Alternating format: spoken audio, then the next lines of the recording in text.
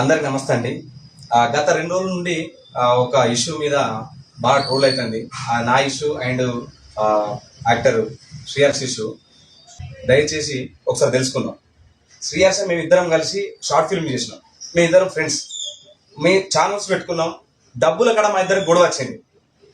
అప్పుడు ఏం చేసి గొడవ వచ్చినప్పుడు ఒక 10 మంది పెద్ద మనుషులకు పిలుచుకున్నాం.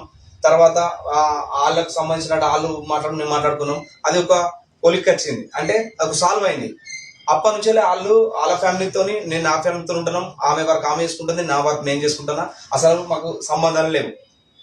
అది అక్కడ వరకు. ఇది జరిగి 6 మంత్ అయ్యా. 6 మంత్ అయ్యా. ఆ రోజు రిలీజ్ అయిన వీడియో కూడా ఇప్పటిది కాదు, 6 మంత్ది. ఆడియో అన్నారు కదా మీరు. అది ఆడియో అనేది మేము డబ్బుల విషయంలో జరిగినటువంటి ఒక ఆ గొడవనే. అప్పుడు నేను కొంచెం డ్రింక్ చేస్తున్నా కాబట్టి ఏం మాట్లాడినో నాకు తెలియదు. ఫస్ట్ ఆ ఆడియోలో మీరు కావాల్సింటే చూడండి. ఆడియోలో ఈ ఇష్యూలా నన్ను ట్రోల్ చేస్తే ఏం కాదు, కానీ ఒక మహిళను తీసుకొచ్చి మీరు ట్రోల్ చేస్తున్నారు. ఏంది? ఆమె ఏం తప్పు చేసింది? ఒకసారి ఇప్పుడు ఆమె ఏం తప్పు చేసింది? ఇద్దరు ఫ్రెండ్స్గా ఉండద్దా? నన్ను ట్రోల్ చేయండి, ఏమన్నా ట్రోల్ చేస్తే, కానీ ఒక మహిళను తీసుకొచ్చి ట్రోల్ చేస్తున్నారు. అది ఒక్కటి బాధగా అనిపించింది. దయచేసి ఇవి ఎందుకంటే ఇవి జీవితాలు. 20 సంవత్సరాల నుండి నేను ఈ ఫీల్డ్ లో ఉన్నా. ఇక్కడ చూస్తున్నారు కదా, ఇప్పుడు క్లారిటీగా అర్థమైపోతుంది. అసలు ఇష్యూ ఇప్పటిది కాదు, అని క్లారిటీగా అర్థమైపోతుంది. ఎందుకు అనేసి అంటే తను తన ఫ్యామిలీతో హ్యాపీగా ఉన్నారా, నేను నా ఫ్యామిలీతో హ్యాపీగా ఉన్నాను, తన వైఫ్ పక్కన ఉంది. ఇంకా మేమేం క్లారిటీ ఉన్న తర్వాత అసలు మీరు ఎందుకు ఇంతగా ట్రోల్ చేస్తున్నారు? మా ఫ్యామిలీ గొడవలైనా కావచ్చు. దయచేసి ఇక్కడ నుండి ఆ ట్రోల్స్ ఆపేసేయండి.